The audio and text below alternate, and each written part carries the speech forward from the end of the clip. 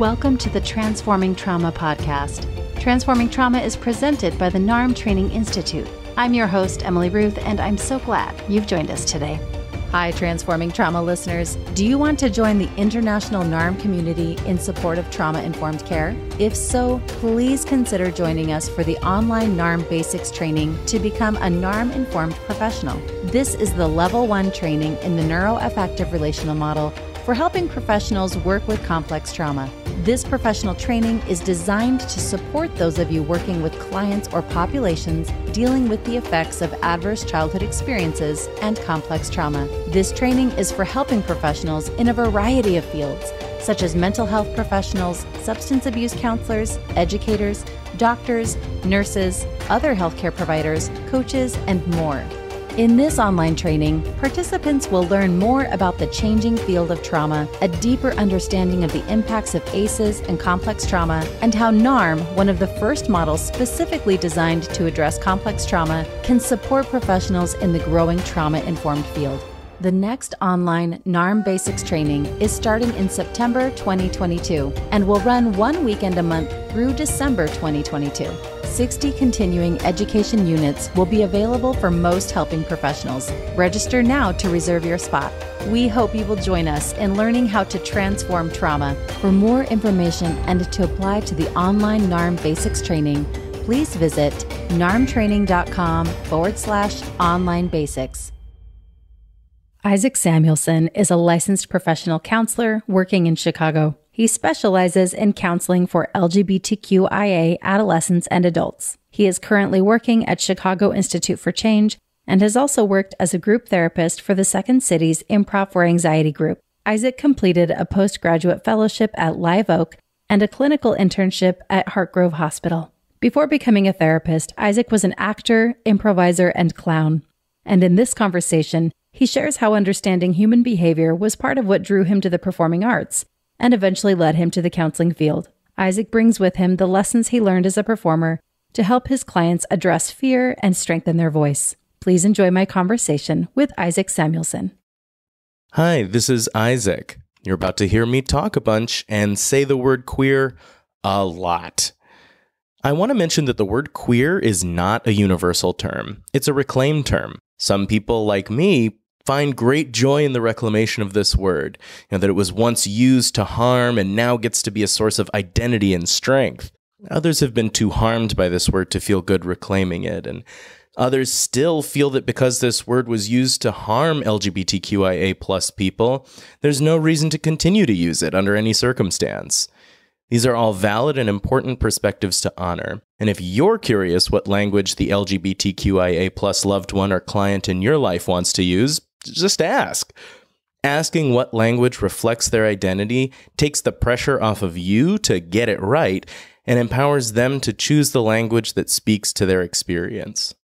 We are here with Isaac Samuelson. Hello and welcome to the podcast. Hello, thank you so much for having me. Yeah, it's great to have you. And as you might know, we typically start these interviews with the question, what would you like listeners to get out of our conversation today? So what I want listeners to get out of our conversation is the joy of a queer identity and a better understanding of the joy of a queer identity. Often as a result of sort of post-traumatic growth, and also though kind of on its own, that there is real joy to be had. I love that. Thank you for that. So if we can dive right in, I'd love to hear more about the work that you're doing in the field of complex trauma. And then if you're open to it, talking a little bit about how you integrate NARM into your work with folks on the gender identity spectrum. Yeah. So that opening question that we so often ask, what is it that you want for yourself? That is something that is a lifelong question that queer people kind of have to answer for ourselves, that we come to our identities through this. What is it that I want for myself? Not what is it that I've been told I want for myself? What is a blueprint or a structure that I can follow? But we realize, this structure doesn't work for me. This isn't true to who I am. And so for a lot of us, we ask ourselves often, what is it that we want for ourselves? And so just kind of starting off, that's such a valuable question. I think when we're talking about queer identities, when we're talking about queer experiences, because that's where it starts. Like, that's where this journey begins for so many of us. And so, working with the complex trauma, though, of navigating a world that wasn't built with you in mind is the challenge that I like to face with my clients and collaborate with my clients on. I love that. And so I'm curious how you would define complex trauma in this context. Right, that navigating the world that wasn't built with you in mind, there's so much trauma in that because we're told that this is just how it is for everyone. What is normal? What is regular? What is abnormal? There's been so much stigma historically around queer identities. And to feel something so firmly in your own lived experience and then to have people say, no, that's wrong or bad, and say, well, it sure doesn't feel wrong or bad. And of course, the people saying it's wrong or bad are people who have no context for what you might be feeling. That is the work that I do. Yeah. So complex trauma, it makes so much sense. Yeah. That's how folks are relating to it when it's like they're being told this is your experience and they're thinking, no, this actually is not my experience. Yes. And so kind of learning how to kind of ungaslight ourselves to say, hey, this is actually my experience. This is actually who I am. That is, I think, a really important aspect of the healing involved when you've been just navigating this world where everybody said, who you are and what your interests are and who you love is not just not normal, but in a lot of cases, people are saying it's bad or wrong. Mm-hmm. I love that. Ungaslight ourselves. Yeah. So can you talk a little bit about what led you to working with complex trauma? I mean, I have a suspicion, I guess, but I'd love to hear more about it. Well, I mean, this kind of ties into this idea of the joy of a queer identity for me, because pretty much everything that's good in my life comes directly from my identity as a queer person, including my work with complex trauma and including my work as a therapist, including the depth and closeness of my relationship with my family of origin, including my partner, including the community that I belong to, including the friends that I have. All of it is a direct result of this. And so that, I would say, exploring and navigating my own sense of self and my own sense of who I am is partially what led me to working with complex trauma. Yeah, your own sense of self. I really appreciate that. So, I mean, you've been a clinician for a little while, and I'm wondering what brought you to NARM. Well, I was really drawn to relational models, the idea of the relationship being the agent of change, the idea that we kind of replicate our early blueprint of what a relationship looks like, typically from a parent or caregiver, kind of replicate that throughout our lives to say, okay, well, this is what a relationship is. And so, you're going around replicating that with friends and loved ones and therapists. So I love working with the understanding that anything that comes up for me, or any anxiety or frustration or any feeling that comes up for me, is going to be of great value for the work that we do. And so that was what really drew me to relational perspectives. It helped me to also navigate the shame associated with like having feelings during session. And that's totally normal. But there's this shame, like, no, I have to, like, unconditional positive regard looks a very certain way. It has to look this way. But actually, the relational models help me to use the feelings that come up as information and continue to regard clients positively. And so relational stuff and somatic experiencing, I was learning some somatic experiencing when I was interning at Live Oak. And I was like, man, I would love to combine some of these things in a way. And then somebody was like, oh, have you heard of this neuroaffective relational model where it's relational therapy and somatic experiencing and attachment theory? I was like, oh, the thing that I would create if I could. Someone's already done it. Oh, good, because there's no way. I do not have the discipline to sit down and write a whole therapeutic model. I'm so glad that somebody else did this.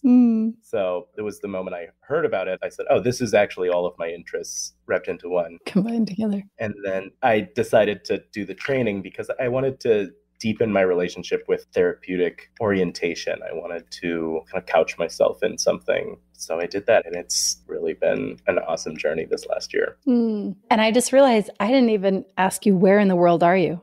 Chicago. Yeah, you hail from Chicago. And so you said you had a previous career. Mm-hmm. I wondered how that related to what you're doing now, because I have a feeling there might be something there. Yes, I facilitated improv for anxiety through Second City before the pandemic hit. I was a performer, an actor, a clown, improviser, musician, just kind of looking to perform as much as I could. And actually, in acting, there is something interesting that happened there. The grind of being an actor was so overwhelming for me. And so it was just not why I was in the field, and realizing more and more that I was attracted to empathizing with all of the characters that I played. So finding ways in which I could understand where even the most cruel or terrible people, understanding where they come from, not condoning what they're doing or anything, but at least having some level of understanding or context for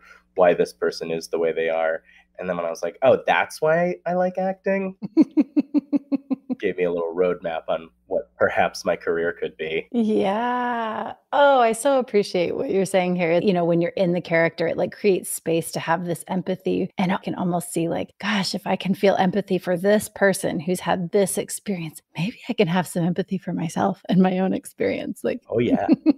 And that is actually where the clowning comes in. So I created a clown character named Tobes, who I basically took every part of myself that I was very critical of, all the uncool things that I felt were a part of who I was, some clumsiness. I really wanted to do things right and fell flat on my face so often. The embarrassment piece, the distractibility piece, as we discovered earlier, the sort of meandering nature of the way I can talk sometimes. I love it. Right, this sort of spaciness. I took all of that and I put it into this clown character and just made him super charming. Oh, I love it. And so you just have to love him. And so suddenly I was able to shift my own thinking about those parts of myself that I was not as thrilled about at that time, and to say, no, actually, this is part of who you are, and it can be charming. Yeah. It sounds like you're able to like embrace all the different aspects of yourself. And it sounds like there's like breadcrumbs maybe that led you to this field that you're in now. Oh, definitely. And I've always had an interest in psychology since I was 14, I think. I've been a little armchair therapist, diagnosing everyone in my own mind. And of course, now I am not so focused on diagnosis. Not funny. Interestingly, I think it's an incredibly helpful tool for a lot of people in a lot of circumstances. And it can also serve to stigmatize. So I think that diagnosis can be nuanced, I think. Yeah. So I'd love to hear a little bit more, if you're open to sharing. Give us a little more of a picture of how you're using NARM with your clients. I keep thinking on this gender identity spectrum and the work that you're doing, and I'm curious more about that, if you can share. Yeah. The piece that I was saying about we are all in the same society. We all receive the same kind of indoctrination from the world around us, for lack of a better word.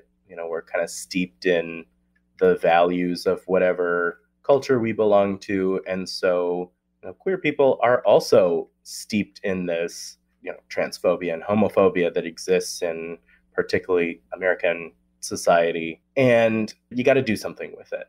There's something to be done with these messages and these feelings. And so often we turn it inwards because we see ourselves as the problem, because there's no shortage of people pointing to us to say we're the problem. And so, what do we do with those feelings? And that is some of the complex trauma that comes up, because not only do we have to get past the external voices, we have to get past the internal voices. And for a lot of people, getting past the internal voices is a hurdle enough, but to be constantly also working against external voices, that is where I like to focus, is how do we see our own value and strength, and how do we see ourselves as powerful, and how do we see ourselves as beautiful?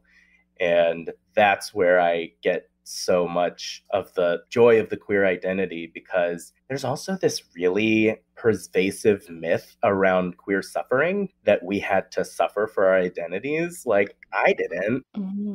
It's only brought me joy.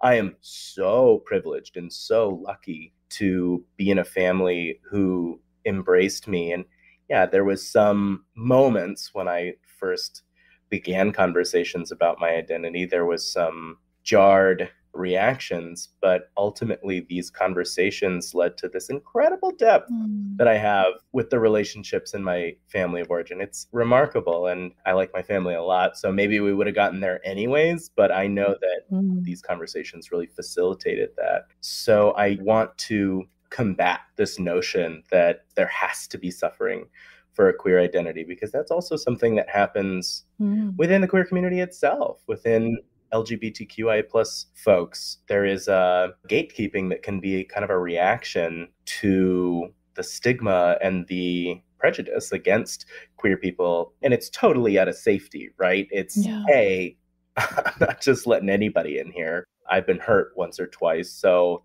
if I perceive that you are someone who looks or feels like people who have hurt me in the past, like, I'm going to have a pretty strong reaction to that. So it makes perfect sense. I have all the empathy in the world for people who immediately gatekeep and garner other people with suspicion. And it can be a myth that we're telling ourselves that, have you suffered enough for this? Have you suffered enough for this identity? And interestingly, people actually have a hard time with queer identities because they'll say, I don't know if I am queer enough. Like, am I enough to be in this community?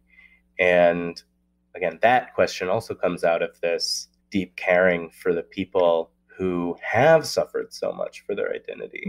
Because there are people who have suffered intensely for their identity and have come out stronger in some cases and full of defenses in a lot of other cases. And so that is a challenge that a lot of queer people face, is the, do I belong here? Am I queer enough? Gosh, because you mentioned these defenses. And again, we talk about this in NARM, but these defenses that at the time were so necessary. Like, we had to adapt. We had to create these defenses to create safety. You know, there's a lot of folks that have had to do that. And maybe I'm trying to understand a little bit more what the experience is when some of those defenses may still be necessary. They're still kind of like in the thick of it, right? Especially if they're out there in the world and they're trying to do the work. Oh, I'm so curious how you work with that. Like, how do you create space? You know, are there times that it's more safe to bring down these defenses and times that it's not? I'm so curious, and I'd love to hear you talk about that. Absolutely. And it always comes back to this question of, what is it that you want for yourself? Because that's how I can meet people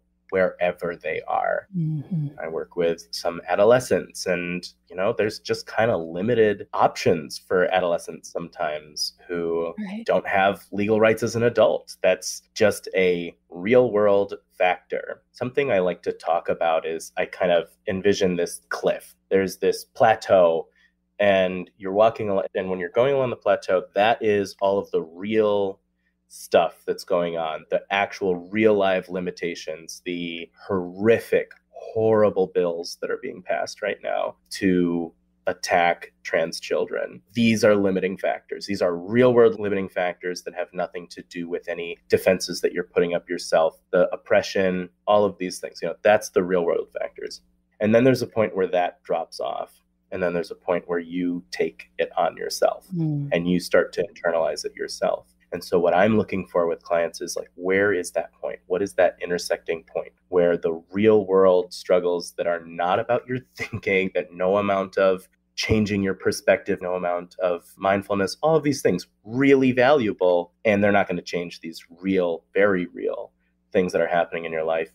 But then where you take over, how do we find that? And so asking what you want for yourself and what is getting in the way of what you want for yourself, is it these very real blocks, or is there something internal happening where you are assuming that you're going to be rejected, or you're assuming that you're going to fail, or you're assuming that fill in the blank? And that's where we can do work. Cool. What I'm really hearing is that's like the agency pillar, right? Like, where? Yes, it is.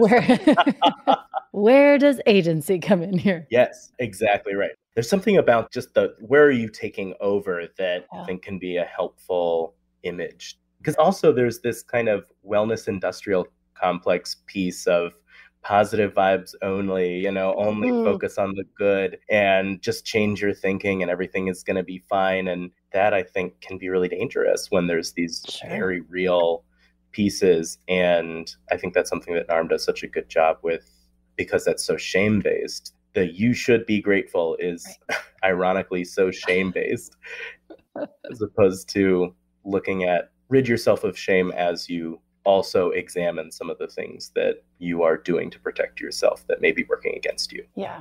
I'm so glad you named that. And I feel like I've heard it talked about, like, when gratitude grows out of, like, organically your experience, and it's not like you're trying to put it on yourself, like, I should be grateful for this, that when it grows out of it organically, yes, that's beautiful. And I've also heard that about forgiveness, like when boundaries have been crossed and when forgiveness grows out of the work that we're doing organically, that's a different thing than like telling ourselves, I should forgive this person, or I should be grateful, or whatever. So I'm glad you named that. And I was just thinking about this the other day, actually, the whole positive vibes only thing. Yeah. I'm thinking about all the people in my life that I just look up to, that are leading the kinds of life that I want to lead. They sit with those who are suffering, and they don't sit and tell them, you should get over this, you should be grateful, or whatever. They are able to just sit with and be with, which again is that relational part of the model, right? To just sit and be able to relate. And that feels like our work, right? That we don't need to just have positive vibes only in our offices. We can sit and be with and relate. And there's so much information in negative vibes. I mean, there's so much information held in these, what we would call negative feelings or bad feelings. Right. Sometimes the information is a boundary's been crossed. Mm-hmm. I think anger is, oh my gosh, so valuable, because it's this little boundary detector saying, hey, somebody is saying something that is wrong.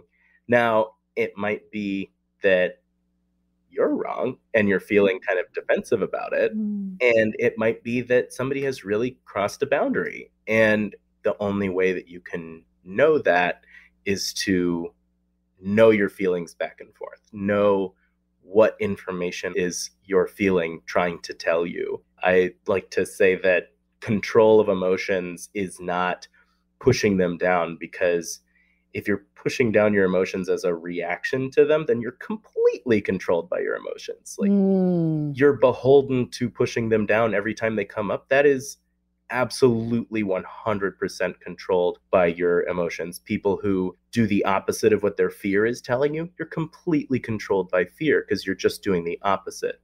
That's still being completely controlled by fear. Right. But if you can use your feelings as information and say, okay, well, what is this fear trying to tell me? That, oh, there's something to be afraid of? Well, then maybe I should take some precaution. Or is this fear telling me that I don't know what's going to happen, and so I should just stand perfectly still to protect myself? Well, then maybe you can push yourself into some discomfort and face that fear. And if you're angry, let me tell you that you're wronged, or that you're trying to control somebody. And maybe if you're trying to control somebody, you kind of take stock of what it is that you're trying to get for yourself in that moment. Yeah. And I'm really hearing you just get curious. I mean, it sounds like maybe what you support your clients in doing, and getting curious about what's coming up and what that means, what the emotions are communicating. Yes, curiosity is so important, because we make so many assumptions. I think a big assumption I mentioned earlier is this sort of tragic backstory of every queer person, that every queer person must have a fractured relationship with their family, that every queer person must have had some sort of horrible event that happened. Just like I remember believing it when I was younger, that something must have happened to you, and therefore that is why. But bad things happen to a lot of people often, and not everybody comes out of these experiences with a queer identity. And so that's just such a dangerous assumption to be making, especially about clients, that, oh, you must have a tragic backstory, let me hear what it is. But maybe they don't. And so curiosity is really where we begin and end with anyone, and particularly queer clients. And there's no need to understand what a queer person's experience is. You do not need to understand one iota of what it is to be a queer person to believe and accept the person. You just have to kind of suspend your own perspective for a moment to just believe what the person is telling you. And that's so hard, but that's, I think, what curiosity can really afford you, is to say, all right, I don't understand this, probably never will, but I'm just going to believe you and believe the stories you're telling me and believe the experiences that you're telling me. Oh, I really appreciate that you named that, because I'm like, it's hitting a little different today.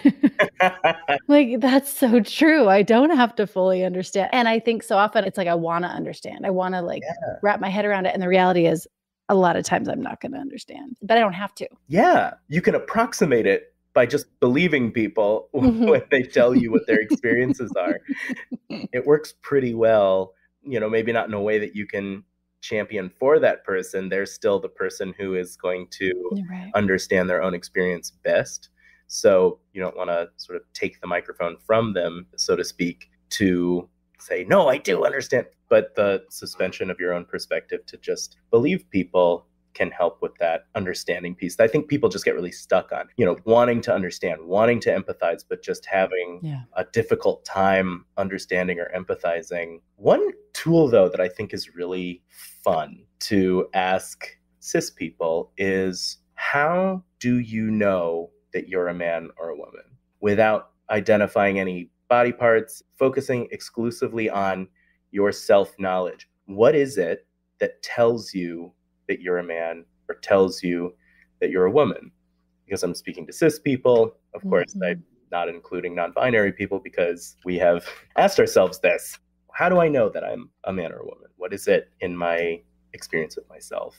And it's hard to answer that, because people go so quickly to just naming body parts, or just kind of, that's what I was told I was. And that can be one step in saying, oh, so this is how I investigate that within. This is how I challenge my own understanding of myself, so that I can even have a closer relationship to maybe starting to understand where these people are coming from. I so appreciate that. And I'm just taking that in. It's a great question. My brain likes to have a solid answer and think that I know. And so when someone asks me a question like that, and it kind of pushes me into this place of, okay, I got to get curious here. What is it? And when my brain can't tell me something for sure, that's uncomfortable.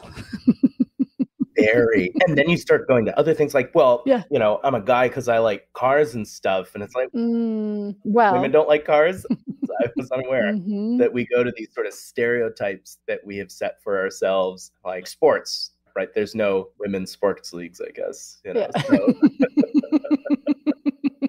I love this. Yeah. That's great. So I was wondering if you would be able to share with us any, it could be your own personal experience or any clients who might have given permission, I guess, any stories of struggle or anything that's inspired you as you're doing this work. Yeah, I'll go with my story because that's the one I have the most permission to share. Great. Yes.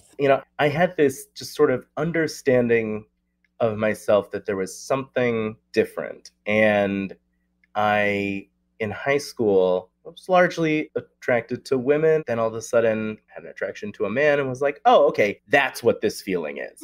I'm bisexual. Okay. All right, good. I'm so glad I figured that out. Now I don't have to do any more work. That's great. And then as life kind of went on, I was like, but that feels very incomplete. This is feeling very, there's something else here. And then kind of learning the distinction of gender and sexuality was so important. And sure, like gender and sexuality influence each other. They're not totally separate entities that have absolutely no influence on each other, but they influence each other like anything influences anything. They're different things that have an impact on each other. And the simplest way to, I think, explain gender versus sexuality is who you go to bed with, and gender is who you go to bed as.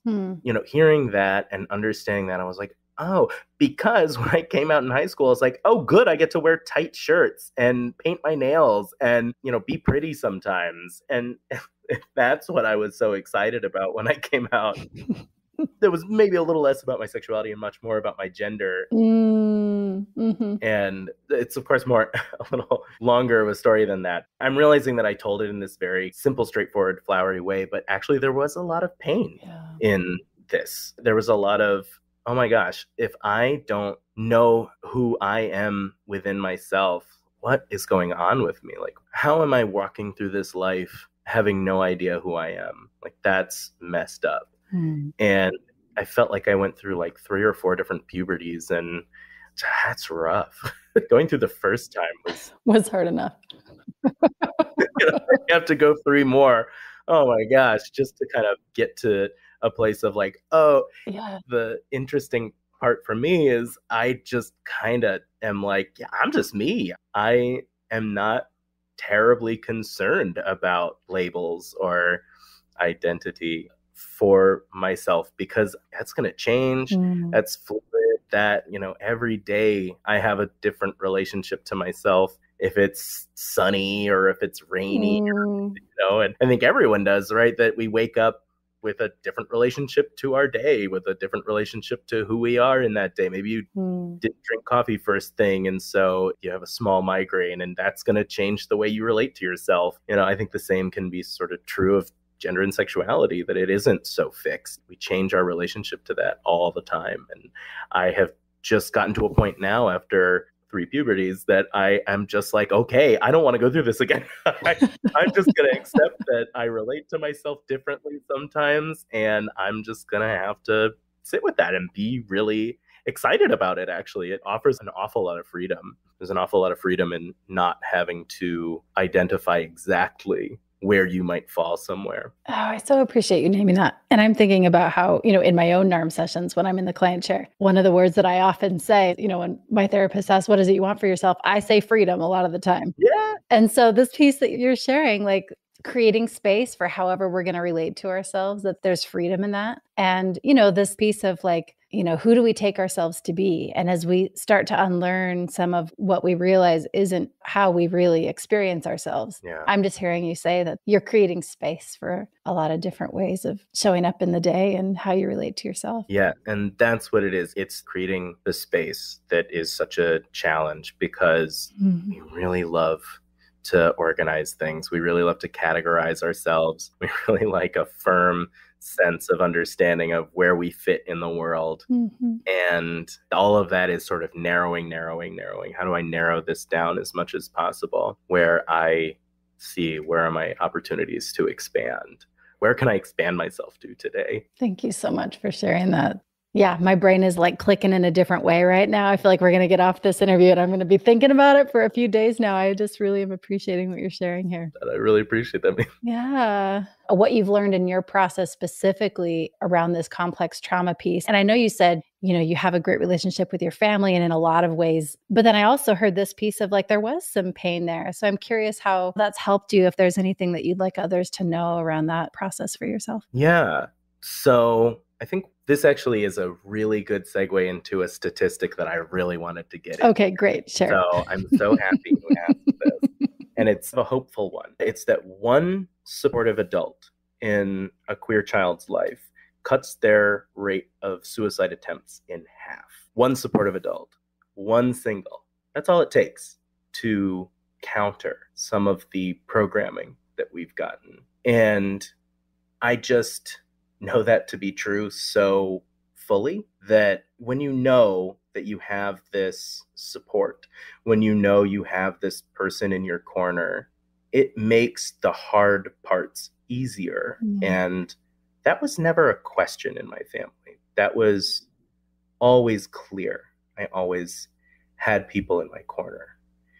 And even with the struggle, even with the parts we're talking about how hard it is to understand an experience you don't have yourself.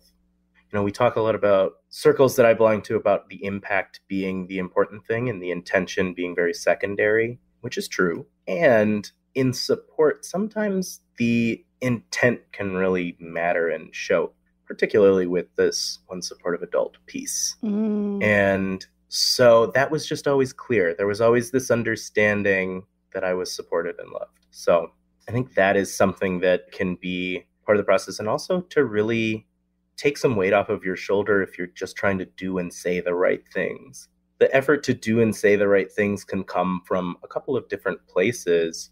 I think one main place that it comes from is a desire to be there for somebody, to be supportive. Another one is to make sure that you don't look bad. And so kind of in asking yourself, am I avoiding embarrassment by trying to say the right things? Or am I trying to support this person by saying all the right things? And I think that once you can sit with the embarrassment and be okay with it, that suddenly the conversation can start to happen and people can feel more safe sharing with you around that. Because if the intent is to support, if the motivation behind what you're doing is to support the person, it comes through in a way that when you're just trying to say the right thing to avoid personal embarrassment, it's so hard to talk to somebody who's choosing every word carefully and terrified of embarrassment. That doesn't make me feel very safe in that conversation, because then I feel bad if they do say something wrong and I do have to correct them. Then suddenly I am causing them this pain that they have worked so hard to avoid.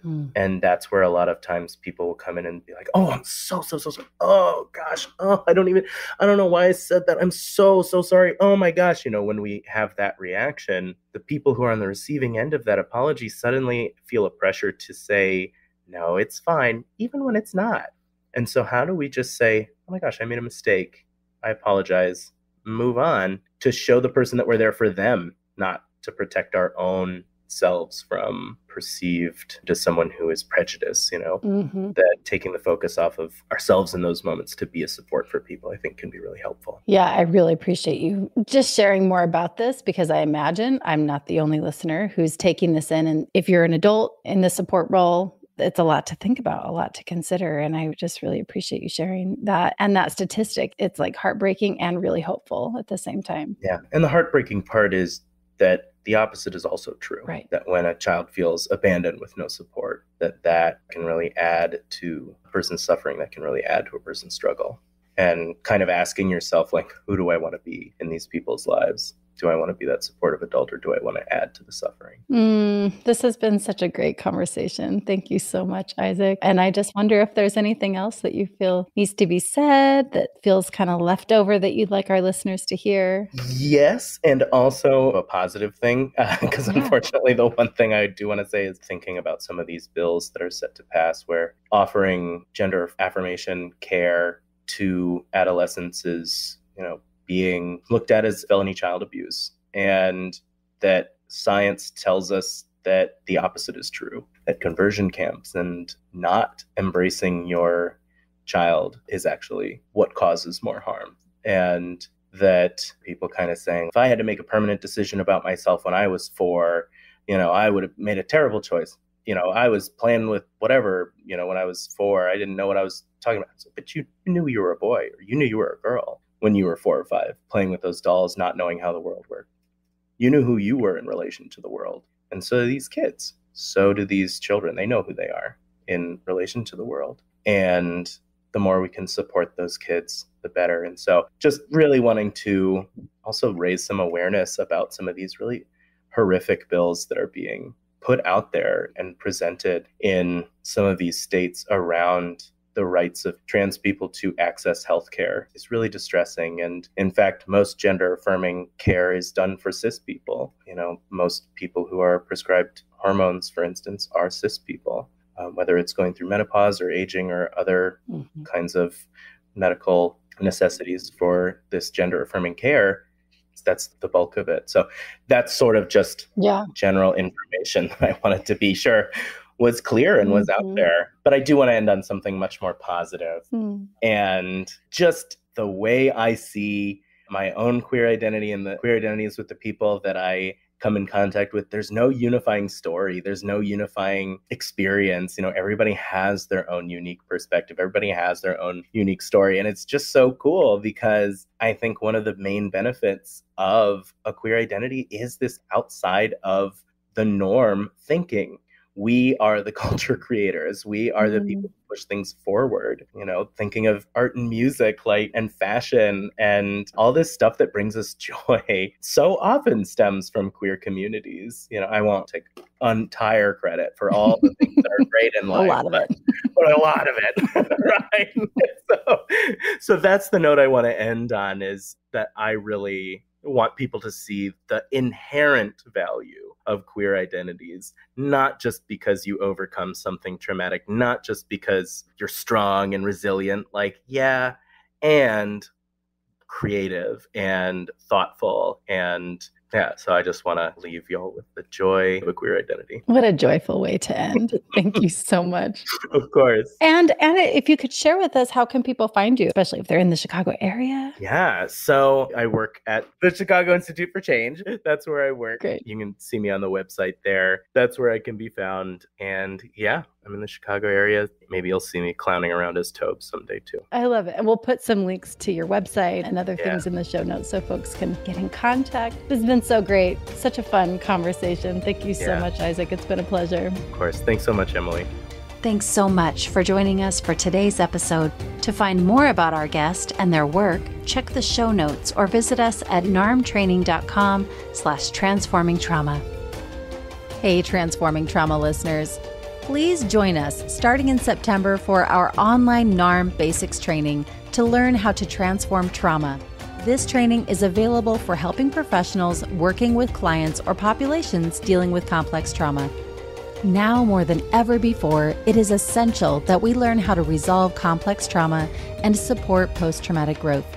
If you are looking for more advanced training in understanding the impacts of attachment, relational, developmental, and intergenerational trauma, and are working in healthcare, education, substance abuse recovery, or allied fields, join us for this Level 1 NARM training to become a NARM-informed professional. For more information and to apply, please visit narmtraining.com/online basics. Thanks to Andrea Klunder and the Creative Imposter Studios for producing and editing, to Tori Essex for our album art, and to Brad Kammer for the creation of this podcast. We look forward to building community, connection with you, and changing the world by transforming trauma.